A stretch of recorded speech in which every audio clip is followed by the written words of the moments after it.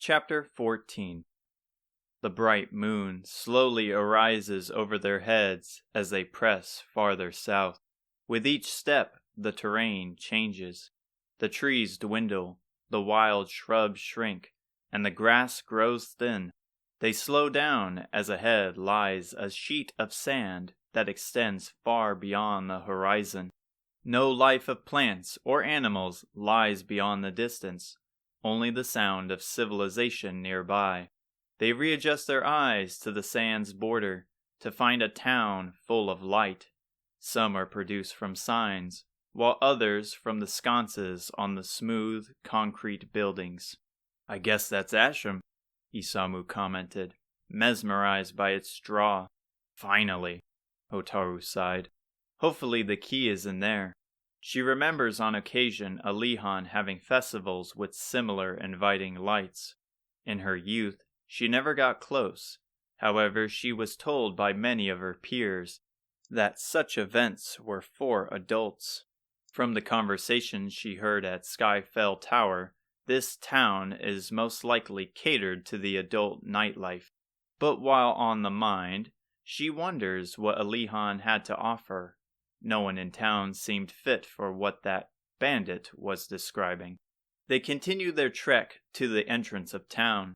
As they close in, the sound of faint music pulls them closer. People can be heard shouting about pricing further inside, with dozens of foreigners funneling into the narrow street like a herd of sheep. As the noise gets louder, many of them speaking of a show. It's hard to think of how anyone in this town sleeps.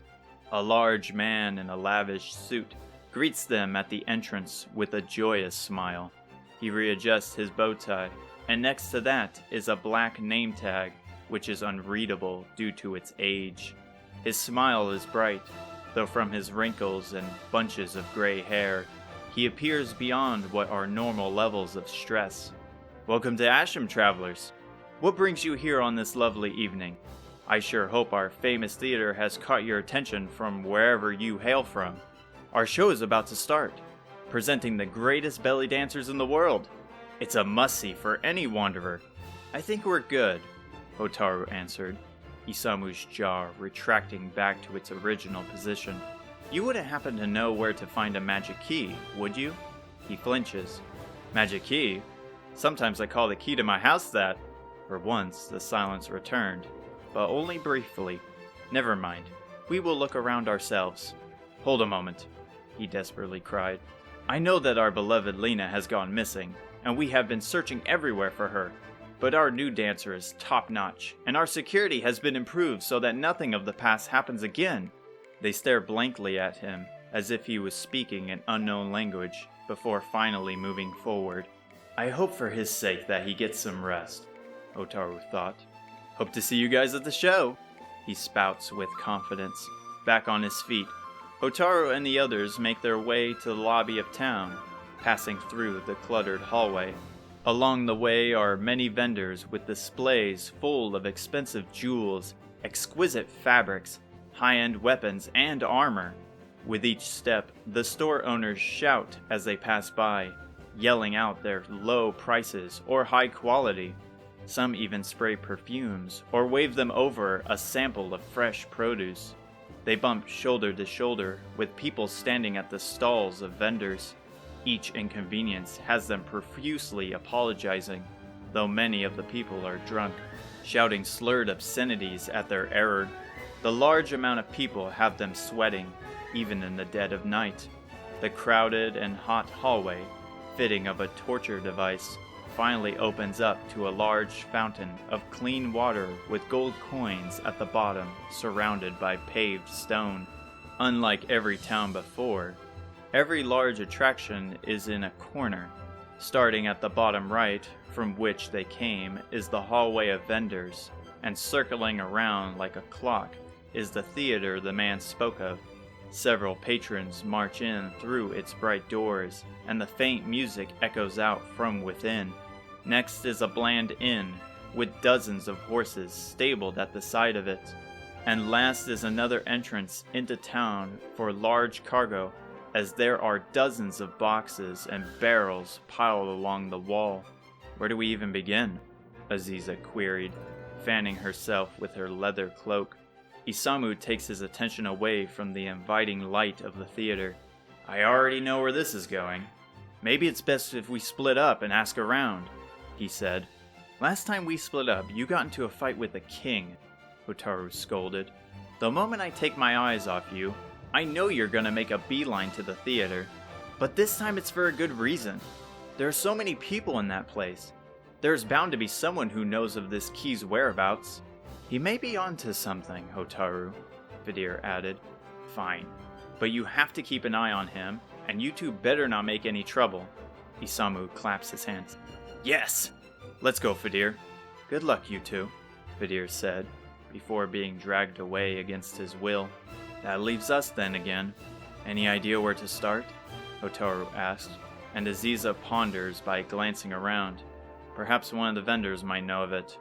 I enjoyed this time while I had it. I don't really want to go back there, but it is a start. The entrance to the theater invites them in like a baited lure.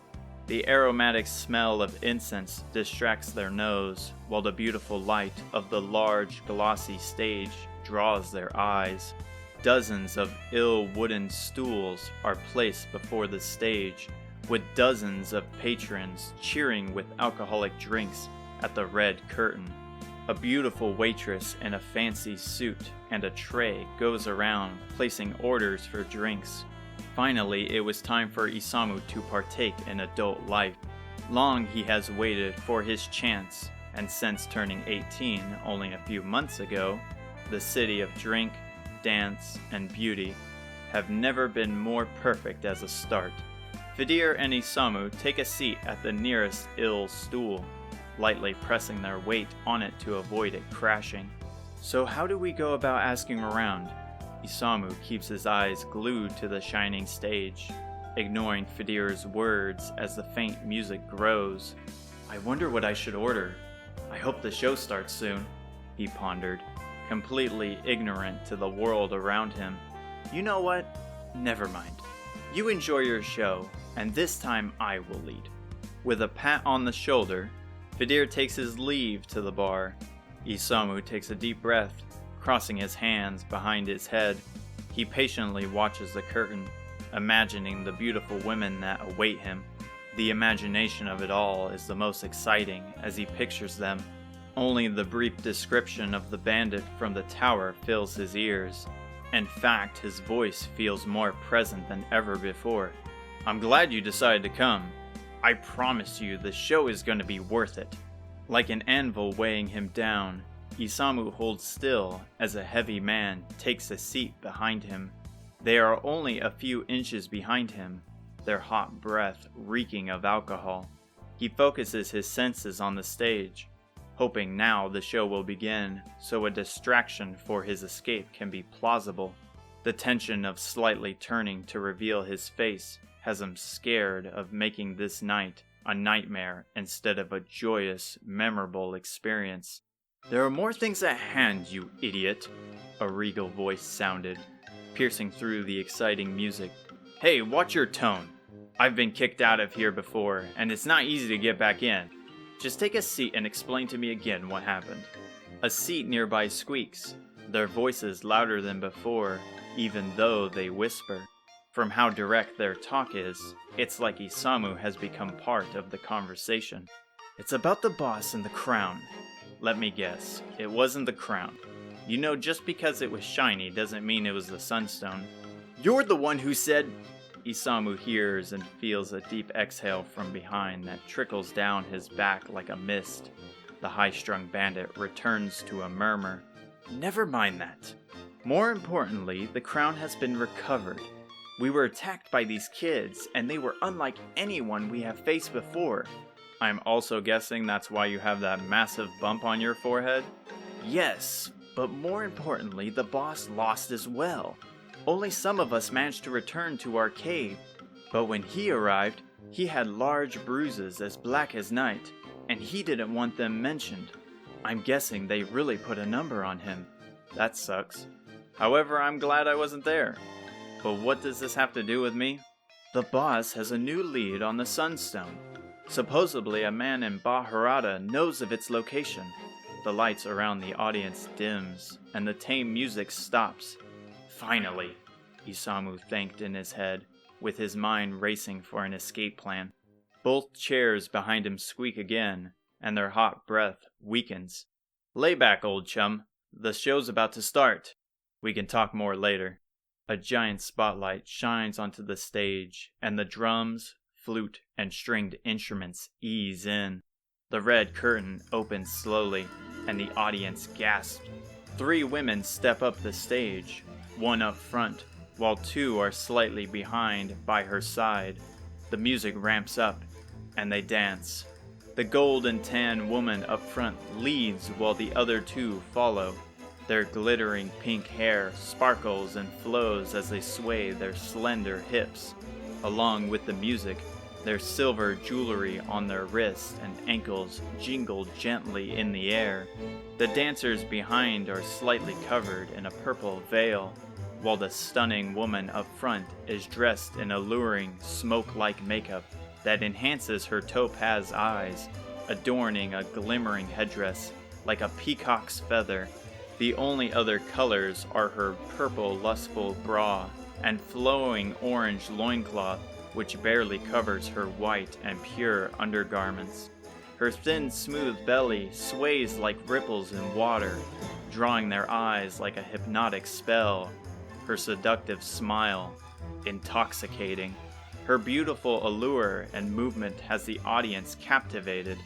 All eyes are on her as she steps forward on stage, each hip sway drawing their eyes closer. "I love you, Vashti!" the bandit from behind yelled. Isamu released from his trance. As the bandit rises from behind, cheering his heart out, Isamu's mind gets moving. Now is my chance. While he is invested in the show, he's more distracted by the man and afraid of getting caught. He stands up and sidles past them. A hand taps his shoulder. "Hey, while you're up, mind grabbing that waitress's attention? I'm dying of thirst over here," the deep-voiced bandit asks. He flinches to his touch and freezes for a brief moment, but knows his cover will be blown if he stands around. He forces out a deep response with what little confidence he had. "No problem." He picks up the pace towards the bar, where Fidir sits, listening to the barkeep. Fidir looks ready to fall over from boredom, as the barkeep appears to be rambling on, as he cleans the pristine glass. Vashti is indeed a beautiful lady, but easily not our best. I mean, if you saw Lena on stage, she would have had you wrapped around her finger, churchling. Her beauty is said to rival that of the Queen of Isis. Hell, she probably is the queen, hence why we haven't seen her in so long. "We gotta go," Isamu stammered out, filling Fidir with some semblance of hope. "Did you find the key?" "No, but if we don't hurry, we will get in trouble again, and it will be far worse. Now I know it's serious." "Alright, let's hurry." The barkeep reaches out his hand as they leave. "Hey! I wasn't done talking to you." Aziza and Hotaru head back to the loud den of vendors. Aziza has her cloak tied to her belt at her waist to avoid the terrible heat, revealing her sweaty black shirt with several small pockets and sheaths to keep weapons and trinkets. She never cared for feverish weather and enjoyed spending her time out at night, enjoying the sight and quiet sounds of the moon and stars. When she first arrived at the desert's border, she was stunned by its calm sandy hills and its vast clear sky. From what little she remembers of her parents, the desert was where they found each other. One large vendor grabs her attention as they enter, drawn in by his drastic hand motions. "I got myself here a holy spear, said to be used by the goddess's angels, and all for the low price of 10,000 gold. 10,000? That's outrageous for a simple spear," Aziza shouted. 10,000 gold was beyond anything she could imagine. Her family didn't have many funds, and before making friends in Alihan, she spent much of her childhood playing in the forest near her village. She grew to enjoy climbing trees and scaling buildings to get a better look towards the outside of her small home. Most of her fun came from imagination, picturing the boundless world beyond the island she grew up on. "Okay, how about 7,000? The shopkeeper said. "Still too much," she retorted. "You're a hard nut to crack, aren't you? How about 5,000? Aziza shrugs and shakes her head as they continue this bargaining game. "Look, I don't even use a spear. We're actually looking for a magic key. I'll do 3,000, just please." He gets down on his knees. "I need the money. I need the money for my girlfriend's wedding ring. Plus I need to pay rent, or I will be out on the street if I don't make this sale." "Oh, please stop your babbling. You're making all of us here look bad." A small old woman in a brown cloak, covering her small frame, steps from behind the weapons display. She has a scowl on her face that frightens the shopkeeper. "Mother, why do you have to say such things to me? I'm only trying to become a proper businessman." "Because you're trying to swindle some young lasses, you dolt." Her eyes soften, yet her scowl remains as she faces them. "Please excuse my son. He, as well as many people in these streets, will try to upcharge those unaware of this city's customs. But I promise we aren't all like that." "Thanks for the heads up," Hotaru said. "Now back to the matter at hand. You mentioned a magic key. You know about it?" "Not particularly. However, I have been given a gift of foresight for lost items.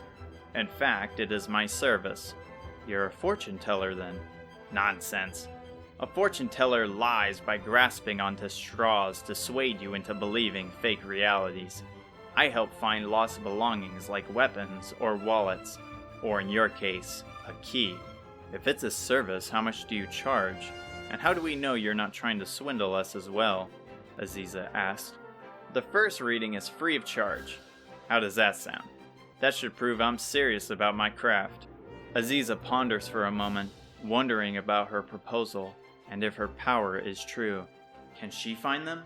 Many of her pockets contain sweet treats or small throwing knives, while the ones at her waist contain her daggers. However, she reaches into a chest pocket close to her heart to feel a piece of jewelry. The two girls look at each other, then back at her. "Let's do it," Aziza answered. "Excellent! Follow me to the back." They step past the owner and behind the displays. Isolated on the outskirts of town is a purple tent with a ghostly, mystical light shining from within. She steps inside and sits behind a table that holds a large, dark orb. It glows with a magical light. By its side are worn candles that smell of strong, scented wax. "Please have a seat. So this magic key, I will need to learn more about it to better pinpoint its location." They sit down, and Hotaru takes the lead, Aziza still holding the jewelry tight. "It's a key that opens the border to Portugal. Someone from Corv told us that we would find it here." "I see." She lights the candles. She takes her wrinkly hands, placing them softly on the crystal ball. Its light gleams brighter than before. "Yes, I see it." The flaps of the tent rustle, and the ground shakes. The faint fire from the candle flickers. The sands feel as if they are shifting, yet outside the tent's opening is undisturbed land. In a great pyramid, at the altar, it lies. "A great pyramid? Is there one in Asham?" She removes her hand from the orb. Its lights dim, and balance returns. "No. The only known pyramid sits alone in the desert sands to the west. However, one cannot enter without permission from the Queen of Isis." "And where is that?" "At an oasis at the center of the desert. A trip most people avoid, but the fire in your eyes tells me you're determined. Besides the worrisome journey, speaking to the Queen should be easy, as only women are allowed into her castle." "I think we found our lead then. We should tell the others about this." Hotaru rises up from her flimsy stool, but Aziza stays seated, staring into the orb, her broken figure staring back with gloom. "There is one more item I would like you to find." The helpful woman takes a moment to think. "Ask away." There isn't anything that escapes my sight. From the pocket, Aziza pulls out a worn and cracked pendant. It has several dents that prevent it from ever opening again. She holds it close and smiles faintly. It was the final gift they gave her before they parted ways. My father carries a pendant similar to this one. He said if I hold it close to my heart, he would always be near. She glances at the beat-up metal. A family heirloom. Such a request is very costly, you know. That's fine, just as long as you can find it. Hotaru sits back down to comfort Aziza, who is looking deeply into the orb. Again, the old woman places her hands on the sphere. She loudly hums to herself as the orb gleams bright. The tent's flap rustles, and the ground shakes once more, except they intensify. The ground tremors like an earthquake, and the tent rustles as if in the middle of a tornado. The fire from the candle spits large sparks from its wick. Her loud humming comes to a halt, and everything stops. The silence of the earth is deafening. Every second that passes has her quivering in her seat. Did she find them? Are they in trouble? Are they gone? That's strange, she finally muttered. Confusion strikes her face. What did you find? Aziza desperately asked, terrified of her potential following words. I found nothing. No such item exists in this world. Her heart sinks into her stomach. The air and sweat glistening off her body is freezing. She struggles to cobble the words as she breathes and swallows irregularly. What? But how is that possible? I know for certain my father kept it close. I'm sorry. Perhaps it was too much for me. I understand the feelings you have, but you must change perspective. Finding nothing isn't the same as being gone forever.